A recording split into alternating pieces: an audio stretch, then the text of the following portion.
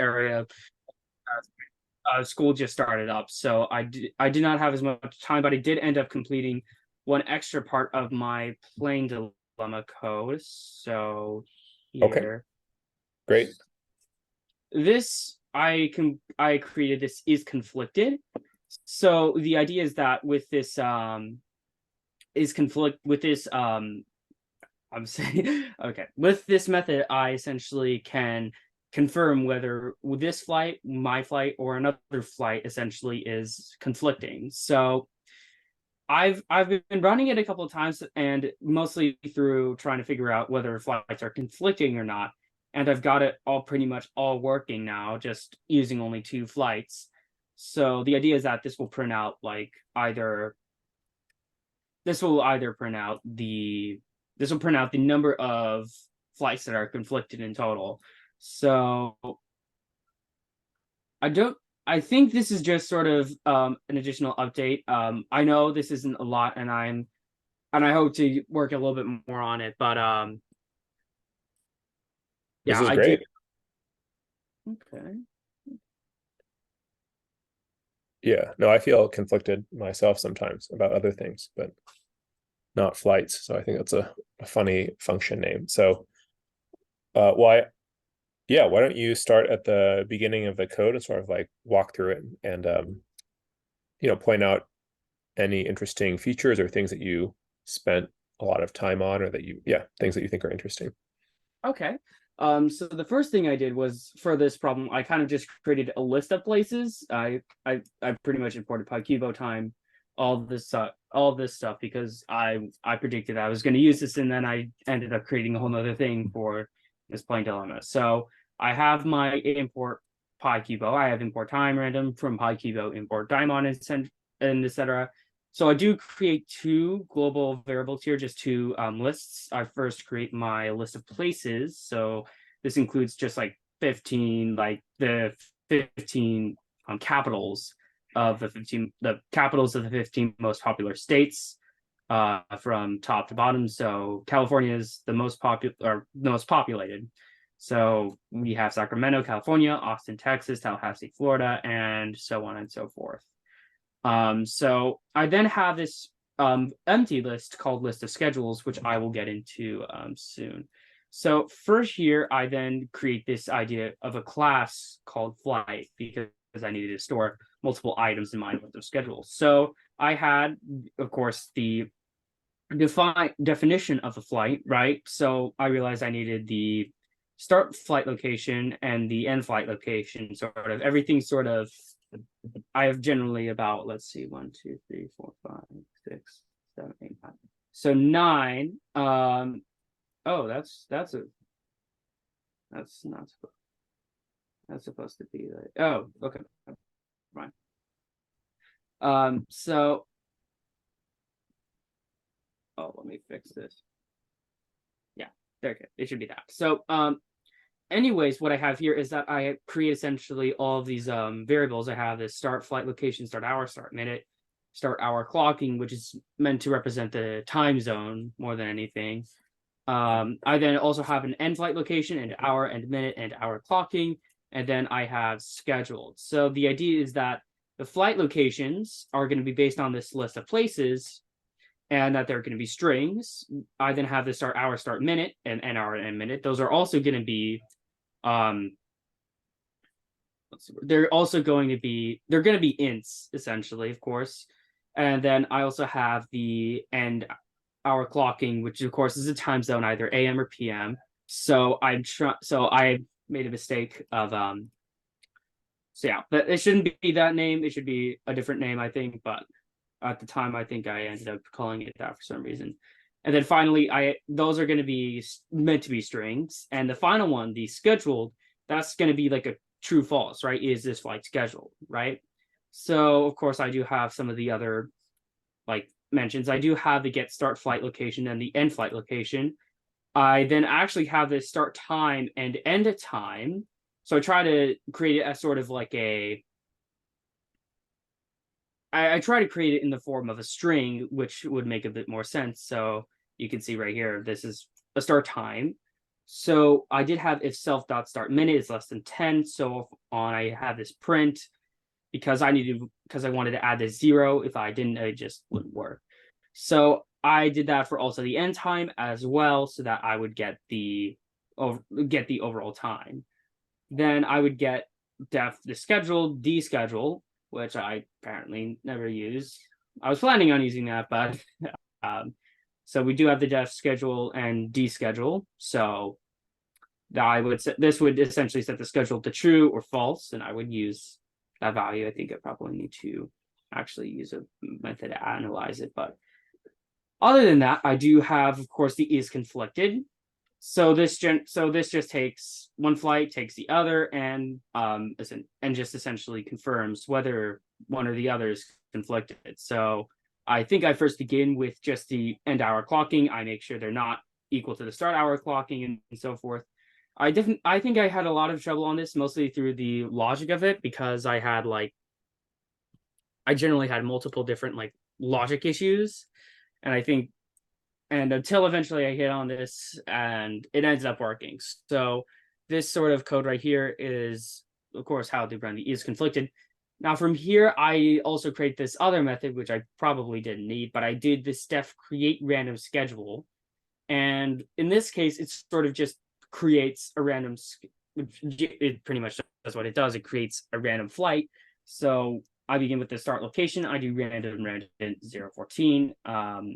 I do this to make sure that this is just to get the starting location. This gets the starting hour of the flight, which goes from 1 to 12 because you can't have 0 as an hour. Then I have starting minutes, which are from 0 to 60, because if it's 60, then it's an hour.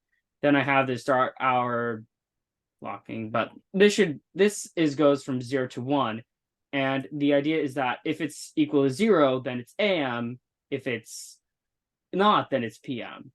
And then there's the ending location, which I also did pretty much the same thing, but I set it where if the end location was the same as the start location, I would just rerun it over and over again until I got a different ending location. Then we had if starting minute is less than 30, because I wanted to make sure that, of course, this tricky part was trying to make sure that the ending time was actually like later in time than the starting time. And that the ending time was not somewhere, like if I could probably put it here, like let's say this hand represents starting time, this represents end time. I wanted it to be like here, not here, you know? So this sort of code tries to make sure that I have everything in the sense, all sorted out in the form that the ending time is going to be in that specific position that I showed. So and then from there, I go ahead and get the end hour clocking, make sure that it's from SHC to 1. So I think, now thinking about this may actually be a little bit interesting, because now that I'm looking at it, if it goes... Sorry, what is HC, SHC, and EHC again? So SHC is like AM, PM. EHC is also AM, PM. So it's Okay. like the hour clocking. So I don't know why I called it that, but That's fine. It makes sense now. yeah. So now that I'm looking at this, I just realized maybe a bit of just a logic issue with my code itself is that the ending time is probably always going to end with PM, just due to the nature of it. Because if starting hour is 0, this is just 0, 1. But then if it's 1, then this is 1, 1. It will always be PM.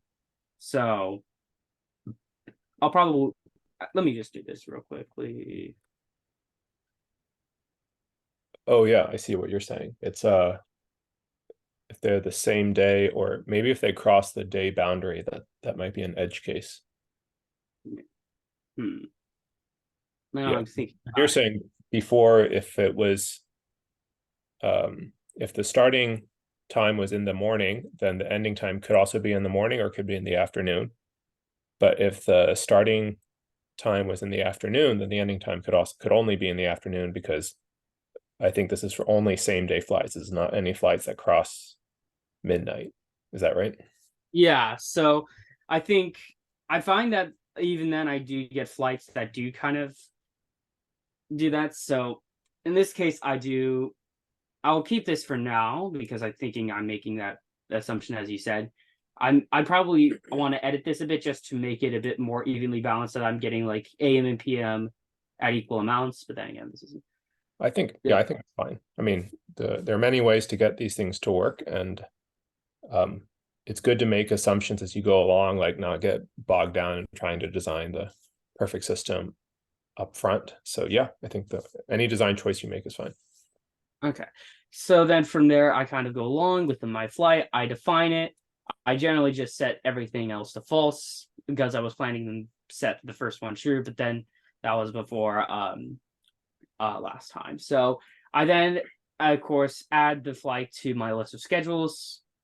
I run the code, try and get it 2 times because I'm only going to have 2 flights. I do the list of schedules. This was for mostly debugging the determined scheduling conflicts. So to have listed schedule start time, end time, start time, end time. I printed those out. So then this was my determined scheduling conflicts method. I know it's a lot of methods. I probably should simplify that a little bit. But then I have Well, you can use as many methods as you want. They'll make more. It's not a scarce resource. yeah. So from there, I do have the total conflicting flights equals 0 for I in range n. J is equal to I plus 1 because I want to check through all the flights. And then I have J is equal to I plus 1 while J is less than n. If list of schedules I is conflicted, list of schedules J, total conflicting flights plus 1, J is equals J plus 1 to make sure the loop didn't run infinitely because I had that issue multiple times. And then only then, like when I realized why is this code not working? Oh wait, I forgot to close the while loop. So from there, I had the return total conflicting times, and then we had the print determined scheduling conflicts too. This is for mostly testing, but I can do about 30. Let's do that. And if I run the code, it'll run. Oh, these are the first 2. And it gave me that of the 30, there were a total of 202 conflictions between those 30 flights. Of course, they were all randomly generated. So that's kind of the idea behind the code for the most part. I want to try and get this sort of code related to this sort of code, this code in the sense to try and make it all like fit the piece, but they're all sort of like connect. So I'm trying to figure. So I'm probably now thinking about it. This was probably a bit of a problem but at the same time, yeah. So that's generally just this sort of code that I created for the plane dilemma and try and get it all from plane to Cubo. So Yeah, well, that's great. So if there are 30 flights, how many potential conflicts could there be? well, let's see about this. We have about 30 conflicting flights. That means that we would have to. Well, they're not confirm- conflicting at the start. They're just 30 distinct flights. Okay, yeah, 30 distinct flights. So this is probably. I think this is basic permutation problem, and Well, that's a good question. we So does the order matter if 2 flights conflict? well, yeah, not necessarily because yeah, because because if one flight conflicts, then the other conflicts. So it doesn't really.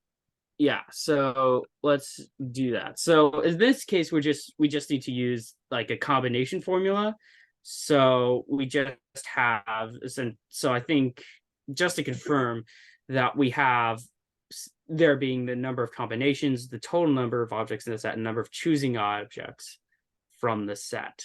So Yeah, that's great. that would, if we were to say how many possible conflictions there would be, let's say that we had the total 30, right? And that there were zero conflictions, right? So we'd have a total of 30, then that'd just be 30 factorial over 0 factorial, like 30 minus 0 factorial. So it's going to be 30 factorial for 30 factorial, which is 1. So that's about what, like a 1% chance that's going to happen, I think, but maybe I'm miscalculating Well, that. you are right that I agree with you that it uses combinatorics and that there are formulas for it, which I look up. Usually, I look up every time unless I've been doing a lot of combinatorics homeworks. Um, so, and we discussed the order doesn't matter because if flight A conflicts with flight B, then flight B also conflicts with flight A. So I think that this formula means 30 choose 2, but I don't know whether that means the order matters or not. A combination is one that where the order doesn't matter. Permutation is when the order does matter. Like if you choose A, B, that's different than choosing B, A, but for a combination, it doesn't. So I'll just, we can use Wolfram Alpha, we can use ChatGPT, we could use Google. Okay. I just realized, I think I actually mistook what R meant in that case. No, I think it should be 30 factorial over 2 factorial times 30 minus 2 factorial. So that's like 28 factorial. So you have like 30 times 29 over 2. So I think in that case, that would be like, let's see, that's like 15 times 29. So I believe would there be about like 435? I was thinking somewhere close to like 420. So I think about 435 total possible conflictions.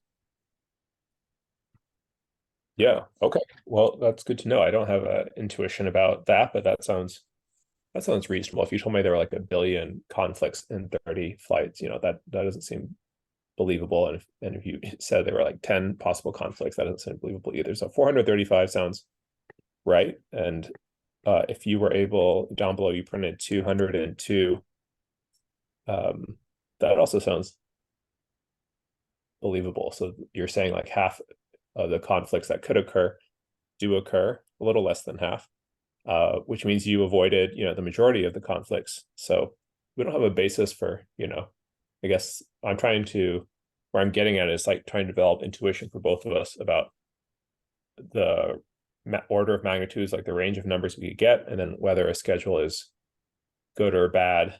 And then when we translate it to a quantum solver, we can measure, how long it takes, and then also what the quality, we have some sense of what quality is for a schedule beforehand, just for a purely classical problem with our Python, your Python code here. And then we also don't need like perfect scheduling. Like we might see this trade-off where in order to, we could get it down to, 190 conflicts, but it takes 5 hours. That's an interesting trade-off for us to have as well, and to see if we can characterize that. So that's where I was going with this. So the formula, according to this website, is 30 factorial. You've probably said this already. So 30 factorial over 2 factorial over 28 factorial, right? I'm doing Right. half symbols and half not. So if you have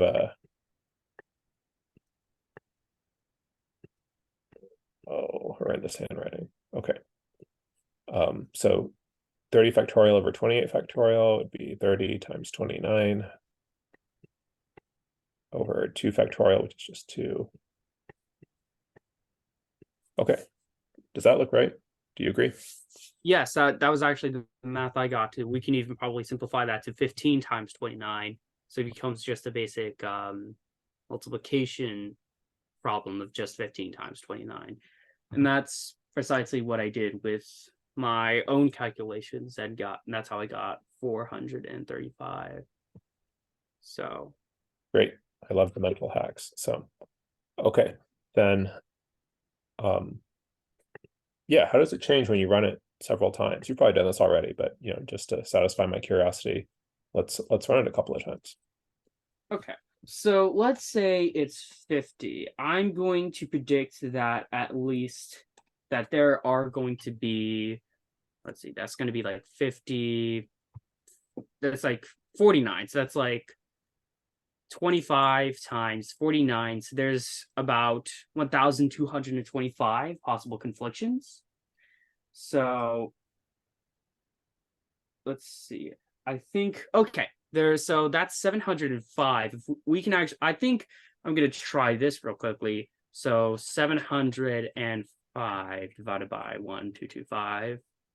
So of the possible conflictions that could take place, this experiment showed that there were about 57.55% of possible conflictions took place. So I do not know why I came up with that, but like sorry, of conflicts. I probably should be saying conflicts, but I here, knew what you meant, so that's fine. so alrighty, but we could probably run this again. You, So I have a request. Would it be okay if you print the formula of the combinations as well? Just exactly what you were doing, which was, n factorial over r factorial times n minus r factorial. yeah, so I'm probably gonna try and do this two ways. The first way, I'm gonna try and write it down. So here.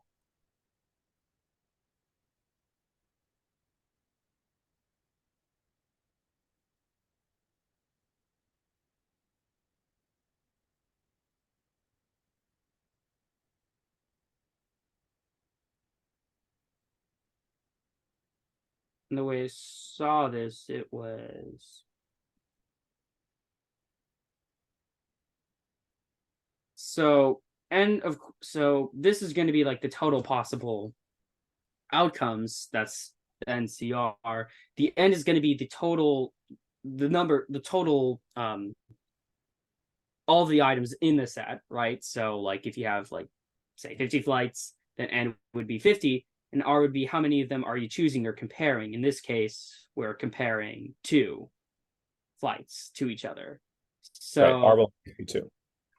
yeah, so then essentially that's going to be a formula for figuring out how many like flights we should expect to see, and or at least around how much we should expect, um or at least we could probably even half what we have, the 1,225, divide that by 2, and we should be getting values close to approximately relatively close to 612.5. We should be seeing flights around that if we get larger, of course, but I don't know how the degree of error is in this case, or how likely it is that one set would deviate from this. But I'd say like in this particular case, it's going to be somewhat of a bell curve. I don't know why I'm getting too much into this, but Oh, I can so tell you're interested. So yeah, you can say more. So why does a bell curve appear again? I guess I missed that part. so the way I'm thinking about it is that I noticed that some of these values, at least the way I've been running them, are close to 612.5, close to half, around 50% of the total possible conflicts. So I'm going to go ahead and at least, I'll probably print, I'll put this in the learning log, the formula we had. I just Yeah. wrote down. So for reference, let's see. So I'll close that down. Give me a moment.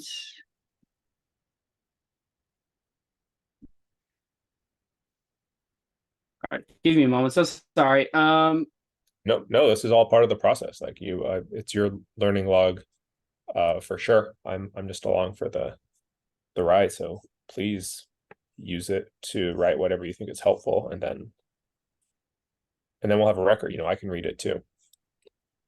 It is interesting that about half of the possible conflicts occur when you randomly choose the schedule. Yeah, I guess I got so caught up in it, I forgot we haven't done any Cubo solving. Yeah, it's just a random schedule. So yeah. um, so for sure, it seems like we could do better than around 50%. So this is great. So please finish your thought about the bell curve. That's what you expect to get. Like most of the schedules or solutions would be around half the conflicts possible. And then the further you get, either really bad, the bad tail where you get mostly conflicts, and then the really good tail, which is like no conflicts, you expect to be following a normal distribution. Is that right? Yeah.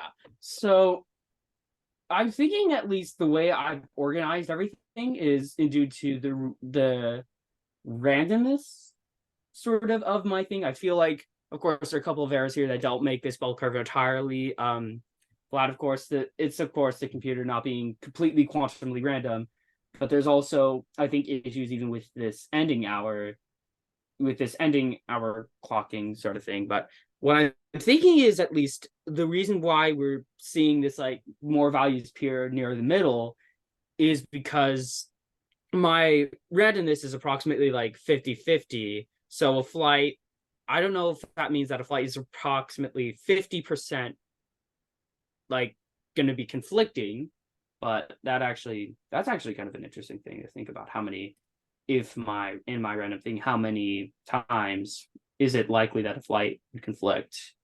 So Yeah, you could graph, actually, like you were saying. I mean, it would involve a lot of random runs, and you could have a histogram of conflicts, like buckets for number of conflicts, and then how many random schedules you got into that. And you know how to do that because you did it a lot for your random quantum random number sampling.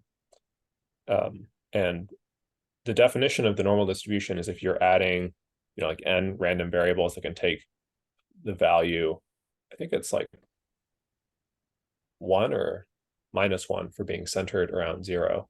We can check the Wikipedia page, but on average, you expect the n variables to cancel out. Like if they're equal probability, they're coin flips, like +1 or -1, they would like cancel out and usually be around 0. And then in really rare cases, they'd all be positive, and that would be the far right tail, or all negative, the far left tail.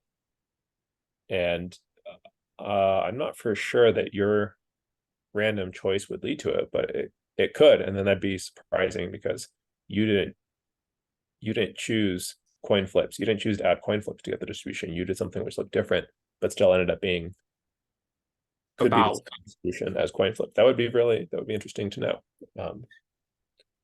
Yeah, yeah. So hmm.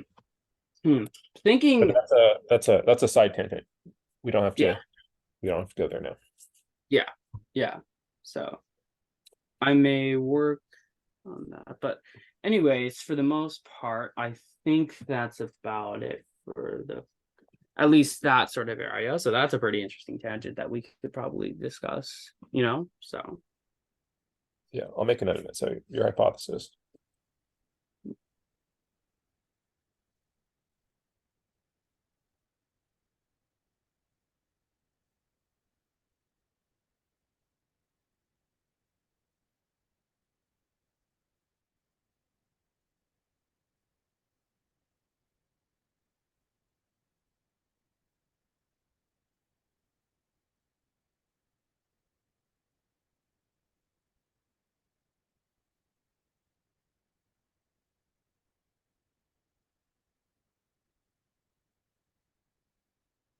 alrighty. So I think for that part, I think that's all I have to share, unfortunately. So that's a bit of the shameful part, but yeah. No, that's plenty. So you don't have to stop screen sharing because this is the pair programming part of the session where we like work on the code together. So we have one more session, and I think it would be satisfying to sort of reach a conclusion with this part. So to move on to the quantum part. And so I'd like to use, I'll start some homework. And these are best effort homework, of course. I know school started for you, so if things get too busy with your actual classwork, we can do these in person. But the first one would be print in Python maximum number of conflicts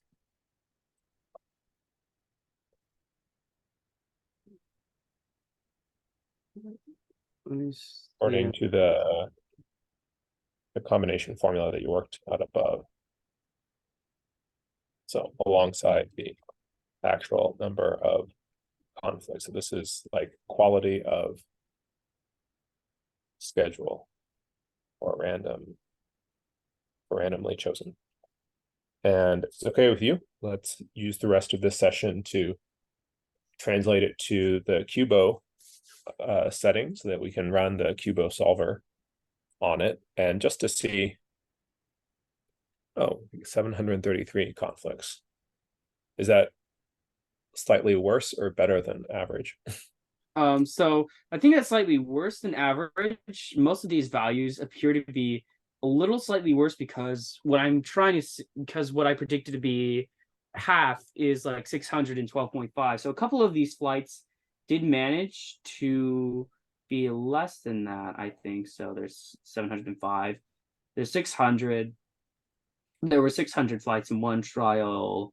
751. There's about 688, about 550. Yeah.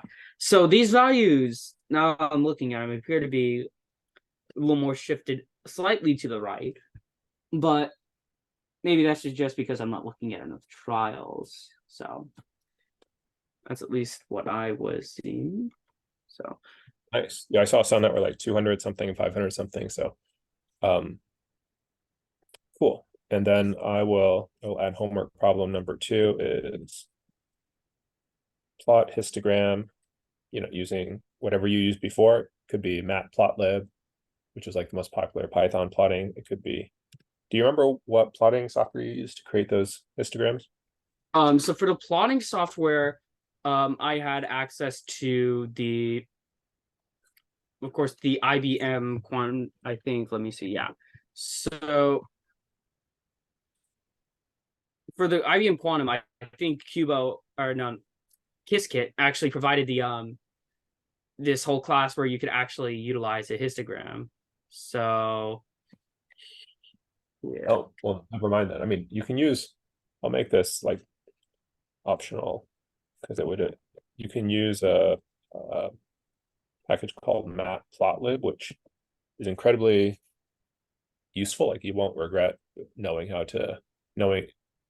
it. And if you use it in the Jupyter notebooks that you showed before, it's like very common. It's like the number one plotting library used in all these online like Google Colab notebooks or Jupyter notebooks. Anyway, but it does involve learning matplotlib. So we'll make that optional. And yeah, let's look at the cubo.py. Would it make sense to look at cubo.py to see how to change your schedule into Cubo? Because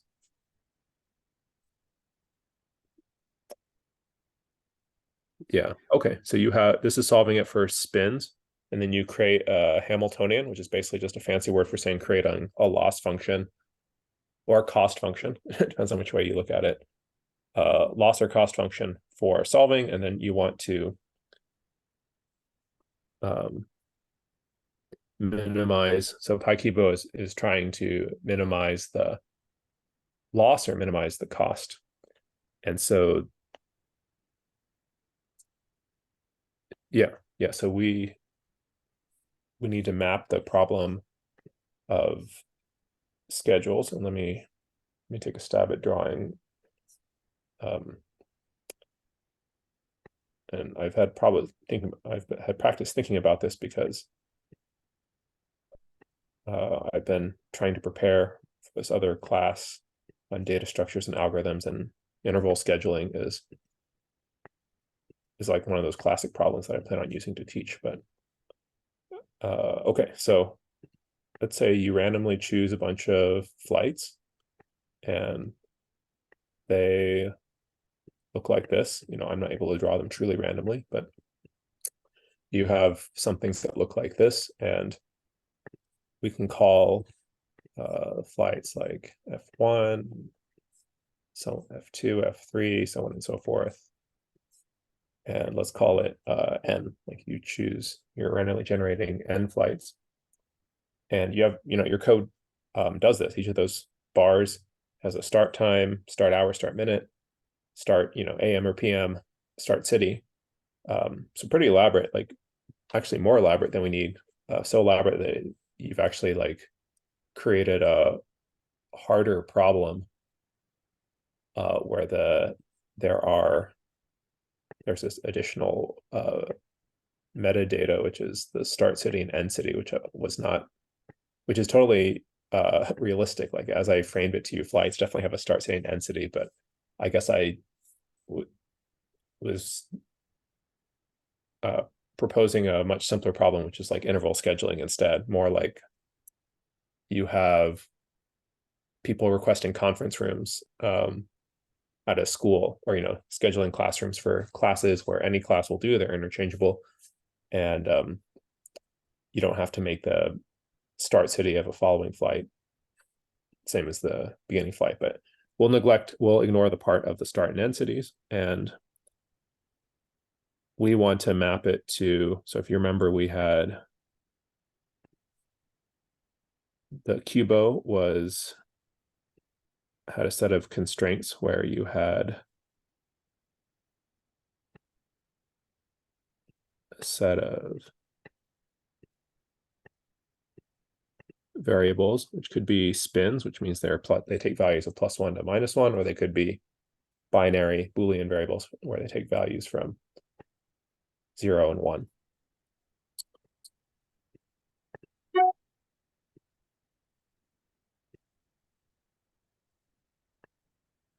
So this bracket notation just means the set of natural numbers less than n. In computer science, it'll be less than, not less than or equal to. So I guess this would be f of n. Well, I guess we would have started with f0 if that were the case. F0 to f of n minus 1. And then what it meant for a schedule in that case was to create these CIJs, which were whether two flights conflict. And you already have a CIJ because you have a function called is conflicted. So that's great. This is actually going to be like pretty straightforward, at least in my opinion. Maybe you can decide whether you agree with me or not, whether this is whether you think it'll be straightforward. So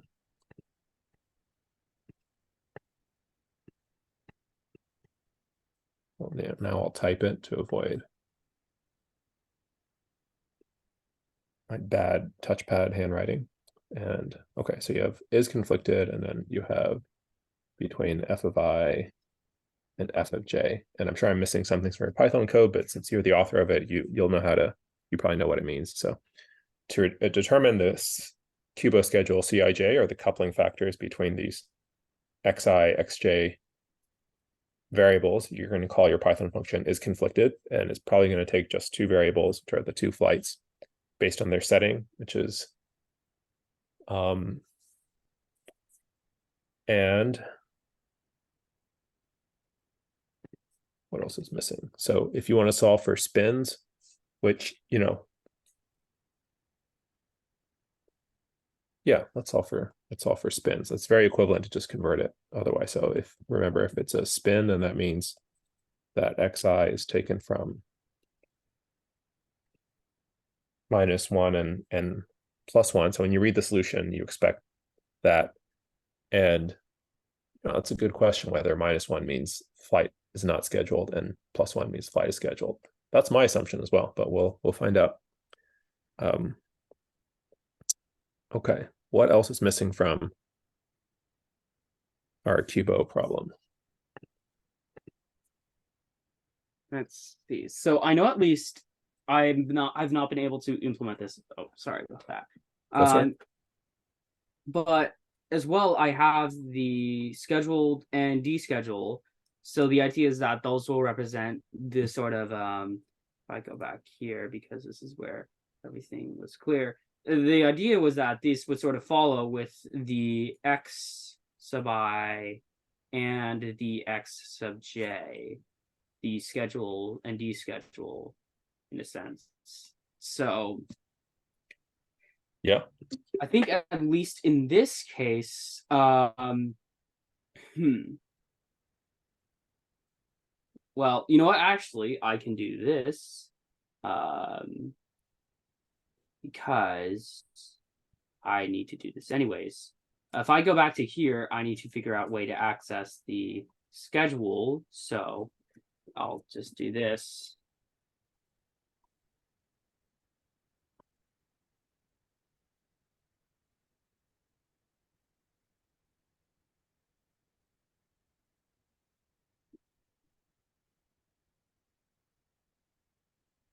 There. So I can this sort of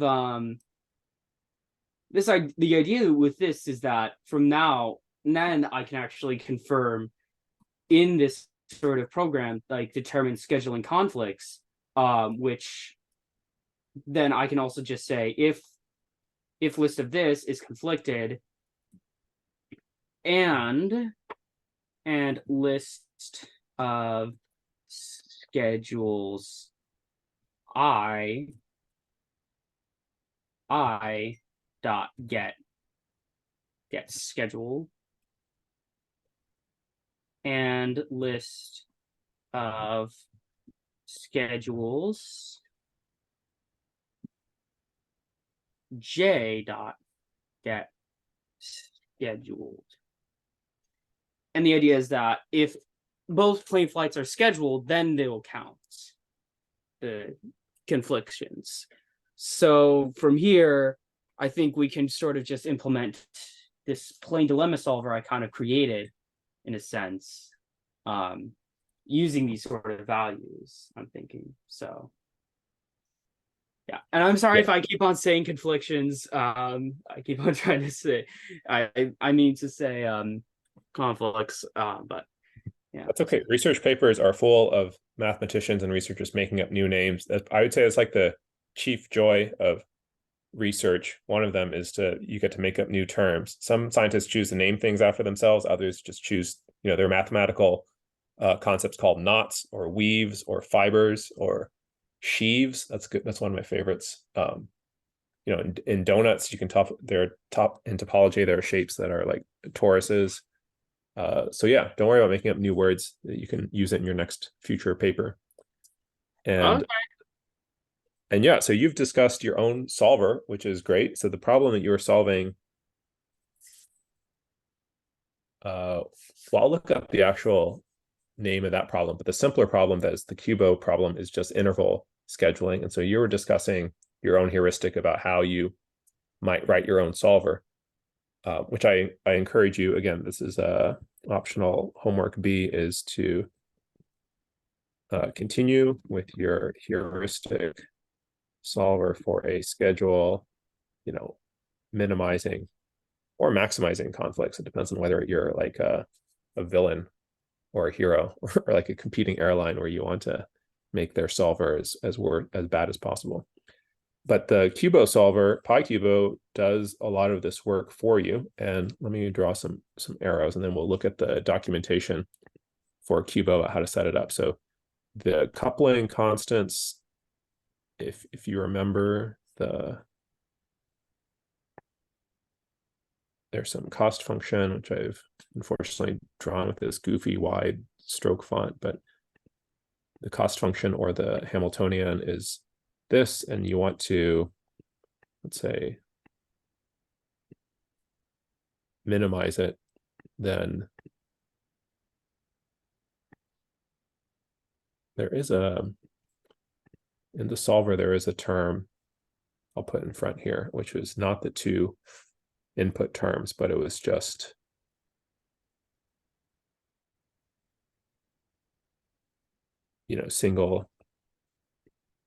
single bit terms or single variable terms, and they can have constants too. So this is kind of like a bias. So you can have both the two variable terms and the one variable term. Two variable terms determine conflict, and they will just be 0 or 1. So this will be, 1 if there's conflict 0 if not. And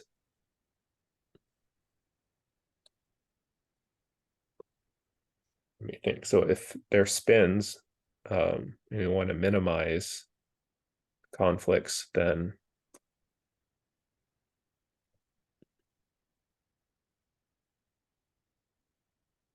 I think the CIJs also have to take on values of -1 and 1. So if there's no conflict, it decreases the sum. And if there is a conflict, it increases it. So yeah, we'll start there. So a lot of these reductions or problem conversions, you have to like try a few things if it's not immediately clear what to do, and then you see if the results make sense, and then you go back and adjust, which is kind of fun, but kind of it can be frustrating also, but that's sort of the life of research. And someone has already done this before, so this is not like cutting edge research, but it's still fun for us because you're a lot of homework, you feel like you're solving like really known problems, and this is a sort of known problem. People definitely have translated this problem before, but it's new to us. And then these variables in front of the single spin terms, if there's no symbol, you understand it to be 1. These are just the AIs. And for a conflict, do we want to have single flights contribute to our cost function? Well, that's a good question. I wasn't thinking so. I thought immediately, I was going to say, like, what if we set all the AIs to 0 because we only care about the 2 conflicts between flights? But this is a interesting design question. Are we solving a different problem if we try to maximize, or I guess in this case we're minimizing, we try to minimize single flight scheduling. So I think it is confusing the problem. I think we're solving a different problem because you're trying to minimize conflicts, but you're also allowing yourself to minimize scheduling flights.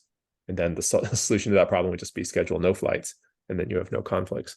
So we should make them all 0. That's I know that was a stream of consciousness, but that's my surmisal, and feel free to think about it or agree or disagree, but I think it is a different problem if we allow single qubit terms. So for the sake of our exercise, let's assume that this is 0. So all the terms that you would expect in your Hamiltonian would look like, H equals,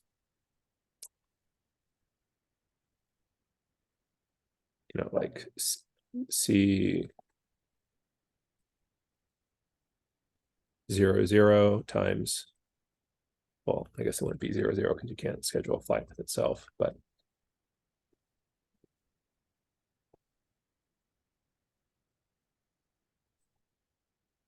okay, so that's in symbolic form what the Hamiltonian would be, but of course you would write it in Python code to be dynamic to scale to the number of flights that you have. And you'll probably need a nested loop, right? You'll need like a loop to loop over. First loop would loop over the first flight. The second loop would loop over the second flight.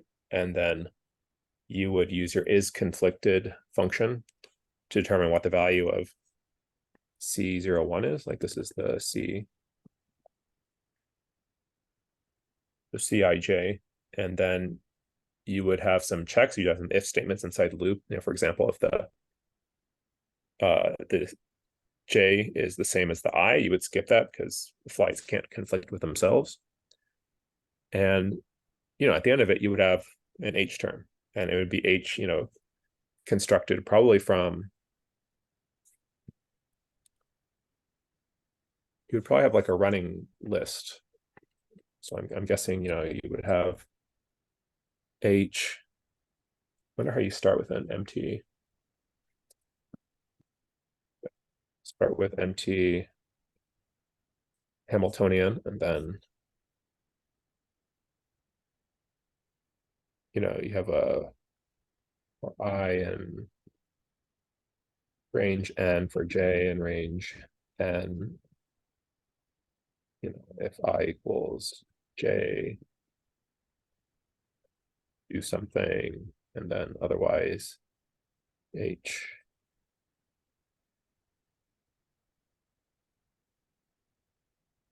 equals the previous H plus, you know, some new term.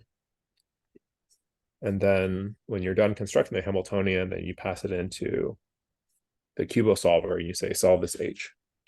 And probably a little more involved in that, but not much more involved. Let's stare at this a moment.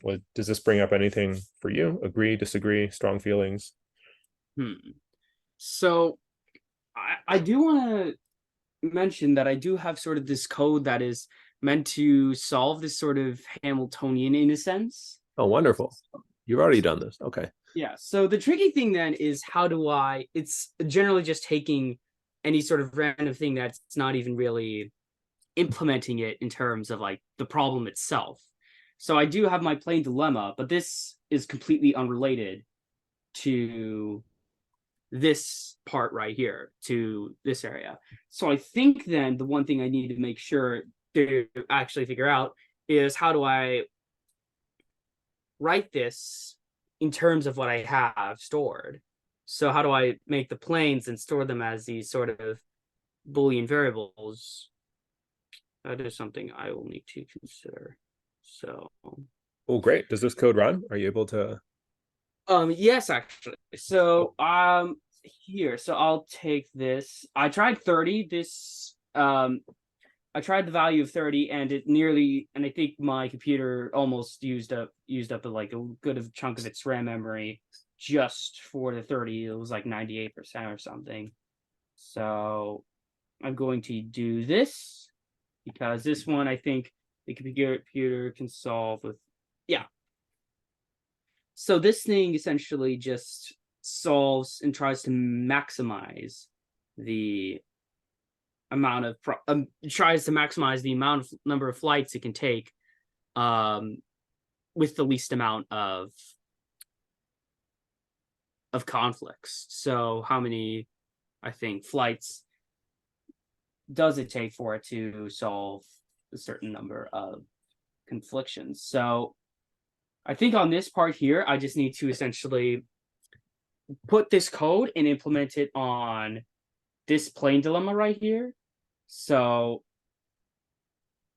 Well, I think they're separate. So it is cool to work on your heuristic solver, which is what you're calling the plane dilemma. And that's just like using rules of thumb to minimize it classically in Python. But let's look at the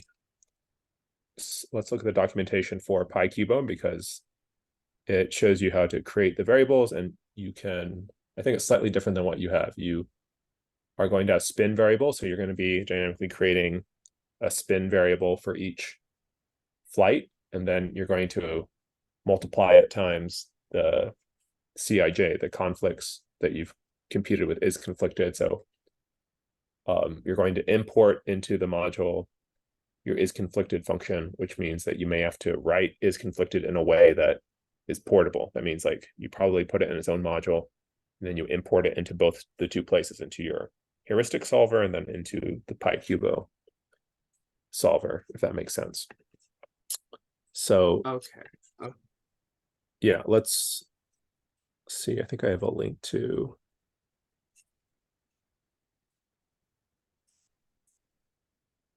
or not. We'll just look up PyCubo from scratch. PyCubo notation, or the read the docs. I think it's there.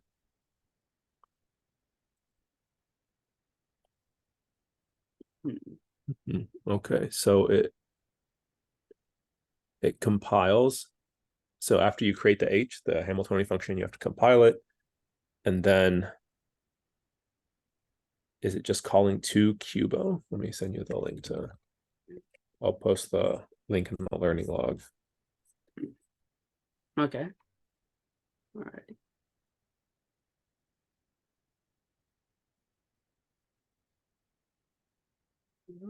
So you click on that and yeah. So I think I found another one. This one is pretty much the same page as yours. I think it's just more in a specific location. Um, so Yeah. Well, and my bad. I see now you run the plain dilemma solver, and you have a setting, basically a schedule of flights printed out. So for an array of 10, you have x0 not chosen, x1 is chosen, x2 is chosen, x3 is chosen. By chosen, I mean scheduled. X7 is chosen, and that's it. So the schedule has 1, 2, 3, 4 flights or intervals scheduled. I should probably call them intervals now because there's not a constraint that they have to begin and start, that they have cities and have to begin and start in different cities or same cities. So let's see, on line 8, you chose a random number between -10 and 10. Oh, so you're creating. Okay, so array.create in line 6 is creating cubo, an array of cubo variables, which can be 0 or 1, which is fine. So we don't have to use spins, but equivalently, the binary variables are the same. And then let's see, you are multiplying it times a random integer between -10 and 10 out to be the coupling constant. So I see. So in the formula that I drew before, where I used a sub I to be the single variable constant, you're choosing them to be a random number from -10 to 10, which is fine, but I think they should all be 0 because of the problem we're trying to solve.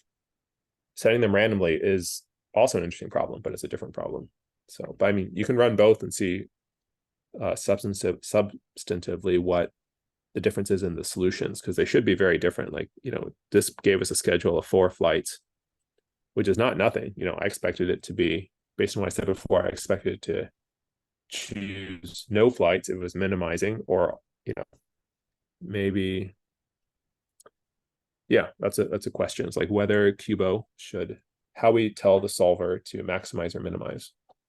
And then this other random constant you chose is the Cij. So instead of choosing that randomly, because it could be inconsistent, right? Based on your choice, I could do here, the you could have set C0 to 1 to be like conflict, but then randomly 1, 0 could have been the opposite setting. I think that's something that could happen with a completely random choice. But if instead you use your is conflicted function, you can choose that. C that way, and then it'll be consistent. Okay. Okay. So I think I'm getting a sort of idea from here. So here, let's get. I don't know if I should be. Do you want me to try and implement the dilemma solver in here or this area or? Well, let's check. Let's move is conflicted to a new function just called conflicts.py. Okay. If that's okay with you. And Yeah. it will no longer, you can go and copy it first and then create a new file, and then I'll continue. Okay. So I may need to keep most of You don't need this to just copy all because of I it. do Just have a couple of is conflicted is fine. We'll remove the dependency on self and other things. Okay. So there. I'll do that. There. So Oh, wait, sorry, my bad. You're right. It doesn't make sense to move out is conflicted by itself, because you've yeah, no, sorry about this. Go ahead and delete this file. We'll keep plain dilemma the way it is, and we'll import plain dilemma into Cubo, and or plain dilemma solver. Yeah, so here you'll say from plain dilemma solver, capitalize the same way that you've capitalize the file. You know, you don't have to highlight this, so keep all that. On line 5, let's insert a new import line. Okay, here. So So not in plain dilemma.py, but in plain dilemma solver. plain dilemma solver. That's right. So So new line, you can say from plain dilemma solver, and yeah, you can accept the autocomplete, the second option, plain dilemma. Oh, there. sorry, first option, plain dilemma. Okay. Yeah. And then import flight, uppercase F. there. So and then let's see. I think that should be it. So then you can do a random flight. I probably need to bring this create random schedule in because so you can import that too. So great. Good. You don't have to copy it. You can say in the solver when you say from plain dilemma import create. Create random schedule. Okay. I probably should know this. No, it's fine. You can even put it, this is like a slight tweak. You can add it to line 5. You can say import flight, comma, create random schedule. You can import multiple things from the same module as well. And you can accept the auto suggestion. But I like typing it out too. So sometimes you learn things better that way. Okay, great. So now you can create your random schedule. Random. Oh, wait, sorry. You don't. Okay, good. This is good. We need to distinguish between a schedule and a constraints. So when I say schedule, I mean a choice of choosing flights and not choosing flights, but the conflicts are inherent whether we choose the flights or not. So it's kind of saying,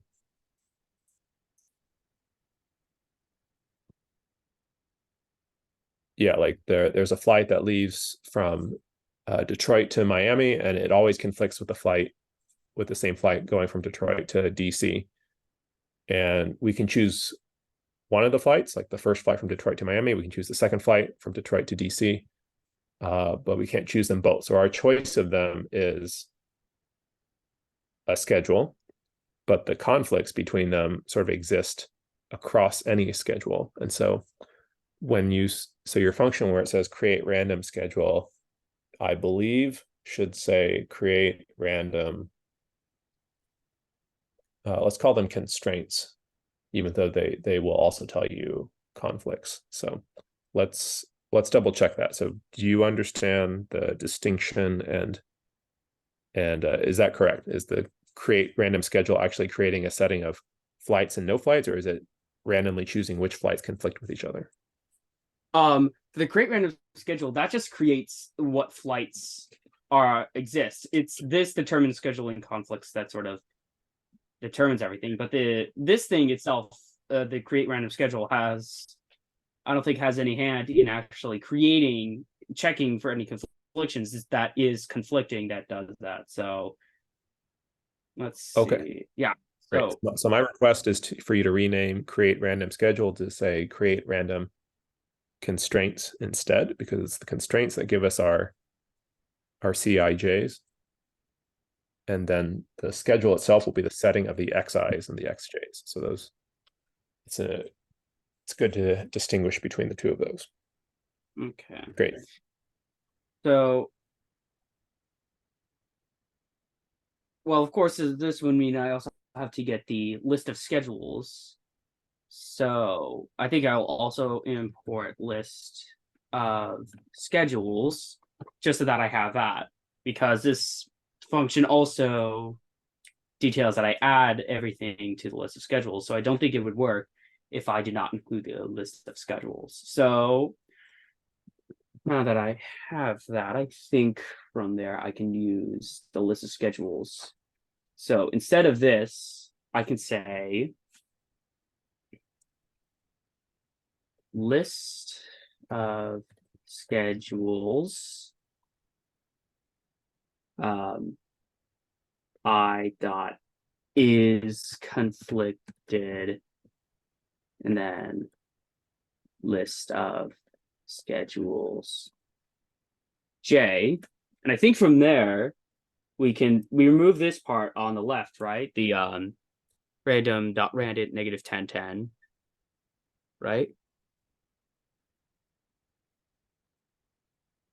Let's see. So what is list of schedules?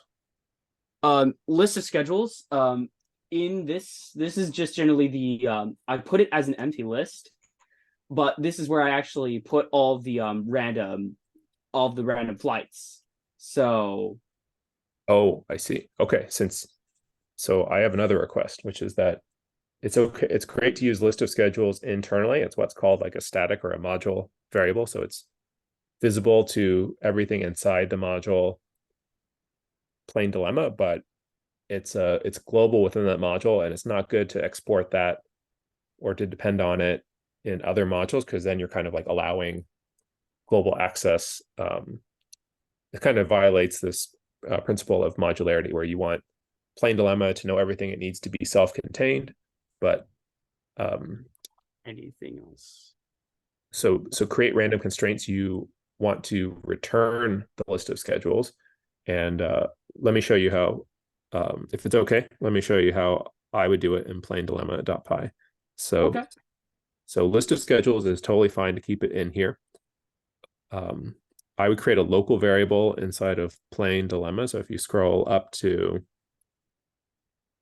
not that far, just to the top of create random constraints. Oh, okay. Further down. So here, there. Yeah, so at the top, like between lines 59 and 60, just create a new line. And inside here, you can call a new list like result. So yeah, just click at the end of the line, press enter, insert a new line, and type result equals empty brackets. There. Right, so now it's a list. And then I could probably remove this list of Well, schedules. nope, good. It's good to leave that there, because you basically have like built-in tests just for this module, which is a common pattern. People define classes and they define methods, and then at the very bottom of the module they write tests for it, which is what you've done. So that's totally a legitimate practice. But here you're going to, at the bottom of create random constraints, like if you scroll down to lines 80 something, okay, so on 88, instead of saying list of schedules.append, because list of schedules is a module-wide variable, you're going to only append it to your local variable called result. So you'll change that to say result dot append. And then it would it be a good idea to try and after this return results so that it's saved, or does it automatically absolutely save? nope, Oh, you're right. That's what we do right here. So we say return result, or yeah, outside of the loop for sure when we're done. And then so from there, that means I don't have to import list of schedules. So yeah, and then one last change, which is back in plain dilemma. Now that you've returned the result, you want to assign it. So on line 90, when you're calling create random schedule, now you have a return value, and now you can assign it to list of schedules. So you can say on line 91, you can say list of schedules equals random create random schedule, because you're going to use the return value of create random schedule rather than relying on it as a side effect. You can just join the two lines. You can backspace from 91 back up to, yeah. okay, And that's okay. it. So now if you run plain dilemma.py, it should run just as before. You've done what's called refactoring, which is that you've improved the modularity or the maintainability. Oh, and you've And renamed. I need to rename that. Yeah. So That's right. and then I think it should run. Yep. Alrighty, that works. Oh, it says 0. I thought that's interesting. Did we? Oh yeah, because I also defined that all flights would also be false, aka they would not be scheduled. Random. Yeah, so they would be. So in that case, because I have to say I and J are scheduled, because all flights are I've defined as having being unscheduled, this will always return 0 no matter what the other flights I, are. I see. So maybe the two concepts are more intertwined than we suspected. Intertwingled is another, I forget where I heard that term, but it has another, someone made up the scientific term intertwingled, and they thought it was funny to use it, so it stuck in my head. But so in order to show conflicts, you're basically like requiring both flights to be scheduled, and then so we want to store the conflicts between two flights, but without having this notion that they have to be scheduled. So let's see. So you are creating a list of flights, I guess. Is that what it looks like? Because usually you want the constraint to be pairs of flights. Yeah. So, um,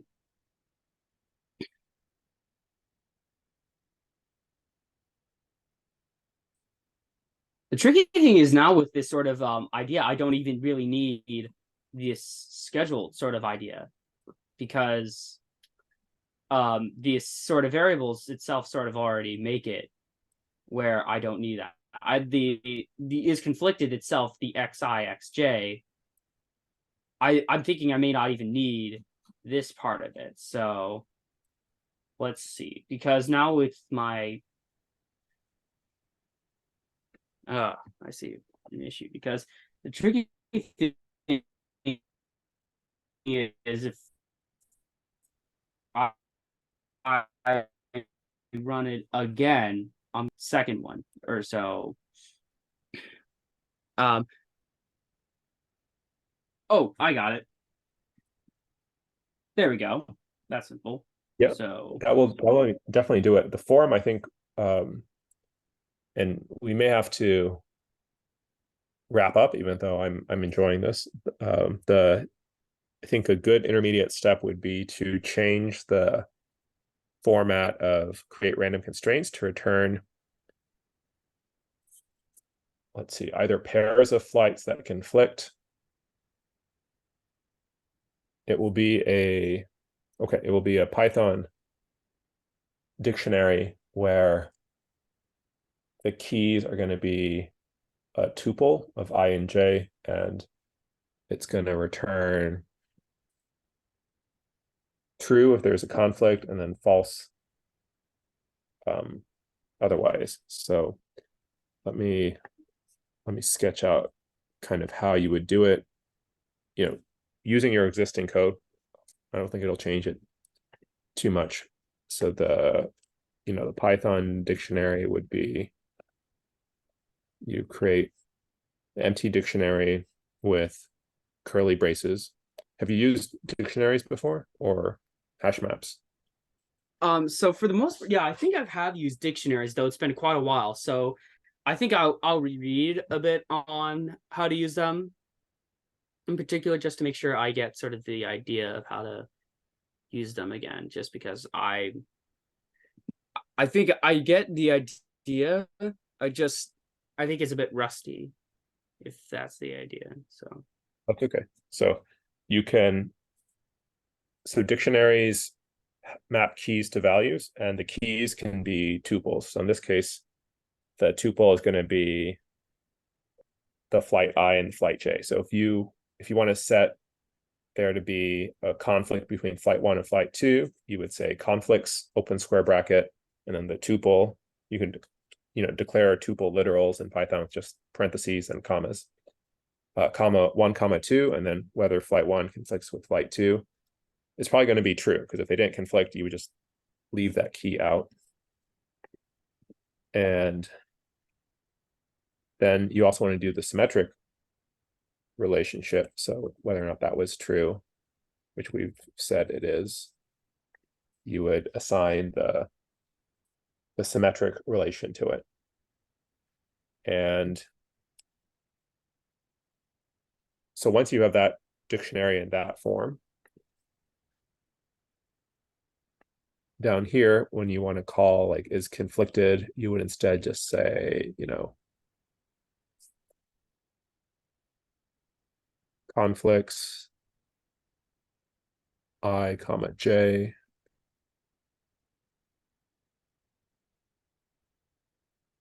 times xi times xj. And so that simplifies your code here, and then you're going to, remove the single qubit constant, so it'll be easy to read. So when you see this Hamiltonian, you're going to read it. The code will read pretty much term for term, similar to this sum of Cij.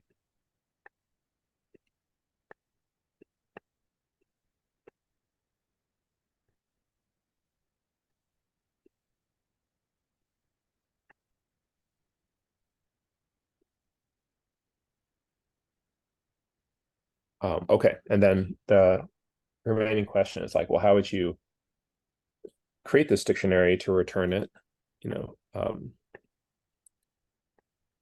So I would recommend calling, instead of results, even though result is what you called it internally, you can call it conflicts out here. So you can say conflicts equals create random constraints. Actually, yeah, it's better to say, we'll call them constraints.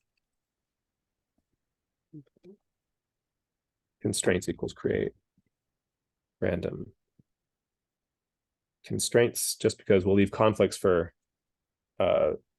conflicts between actual scheduled flights. Again, this is just to keep the constraints as a separate concept. You don't have to have a schedule in order to have constraints, which apply no matter what the schedule. So all the, let me retype this with, instead of conflicts, constraints is a better name. So for constraints, you only have to set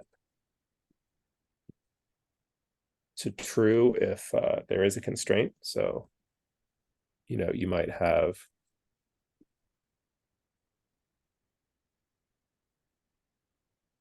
your nested loop where, for I in range and for j in range,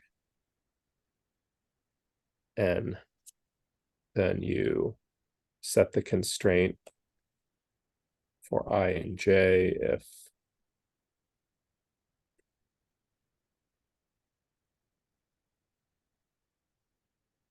flights I is conflicted with flights j.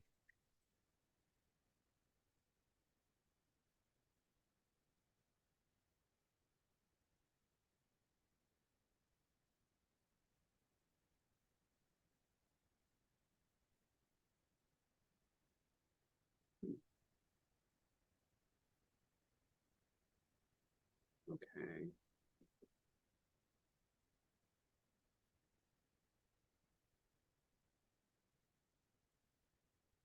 All right. So I think then that is plan for what to do. I think I definitely need to try and I think I'll need to remove this, and from there, yeah. Now Yeah, this is just oh, sorry, you're saying? this is just a suggestion of how to do it. There are many ways to do it. So if you find another way that is more natural to you, and then sorry, go ahead. You're going to say something. So I think I'll probably just go ahead and delete this area. I don't think that's needed at all, or do you think we still need that? I think That the single variable constants, you can delete it for sure. okay. Alrighty. Okay. So I think from there, yeah. Otherwise, I don't think I have anything else to add. So yeah. Oh, okay. And yeah. All right. So yeah. So and also, do you mind if you share the screen recording link in the document? Once we're done, of course. Once we're done, of course. Yeah, no, I see that I did not upload it yet for session 5, so my apologies. I'm behind on that, but I do have the recording, so I will work on that for sure. And then I'll also add 2 links. One is for the quantum computing meetup.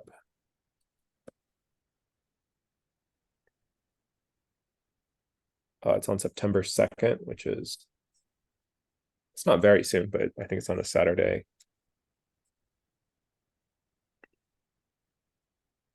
And it is related to this problem of Hamiltonian simulation, so it's, the Hamiltonian is just this cost function that's associated with a bunch of variables.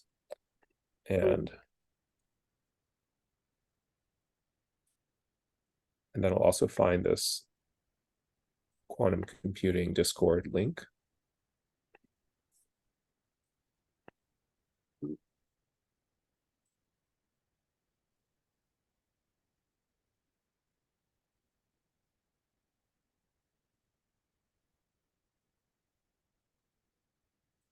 And that is where I also posted the event. So take a look, and also if it fits in with your schedule, yeah, it'd be great to see you there. So Alrighty, yes, I will definitely be trying to get there because that sounds like really incredible. Thank you so much for your help, and I think I definitely have an idea of what to do next time. So thank you very much. okay, have a good week, Caleb. See you Alrighty, next. oh sorry.